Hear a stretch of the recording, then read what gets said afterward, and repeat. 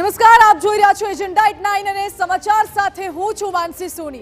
સમાચારોની વિસ્તારથી કરીશું શરૂઆત, પરંતુ એ પહેલા જોઈ લઈએ અત્યારની હેડલાઇન્સ। આ હેડલાઇનના પ્રાયોજક છે Tirupati cotton seed oil, taste और हेल्थ का perfect balance.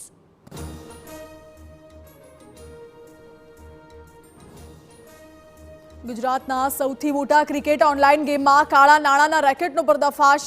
સટ્ટા king Amit Majithia સહિત 7 સામે ફરિયાદ। 35 બોગસ ખાતામાં 1200 કરોડના ટ્રાન્ઝેક્શન।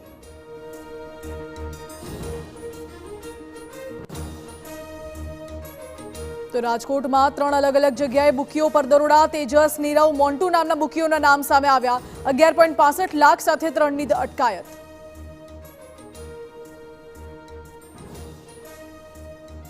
ગાંધીનગરમાં કમલમ ખાતે મહત્વની બેઠક। ક્લસ્ટરના પ્રભારી અને સહપ્રભારીઓ સાથે ચૂંટણી મુદ્દે બેઠક।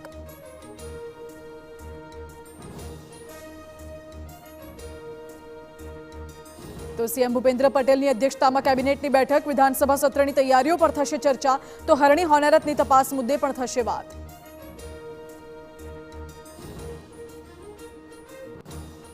અયોધ્યામાં બીજા દિવસે પણ રામજીની લહેર। અનેક ભક્તો લાગ્યા લાઇનમાં। ભારે સુરક્ષા વ્યવસ્થા ગોઠવાઈ। અયોધ્યા આવતા વાહનો ડાયવર્ટ।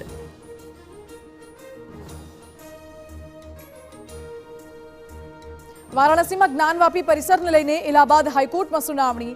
વજૂખાનાની સર્વે કરાવવાની માંગ પર હાઈકોર્ટમાં સુનાવણી। અગાઉ જિલ્લા કોર્ટે માંગ ફગાવી હતી।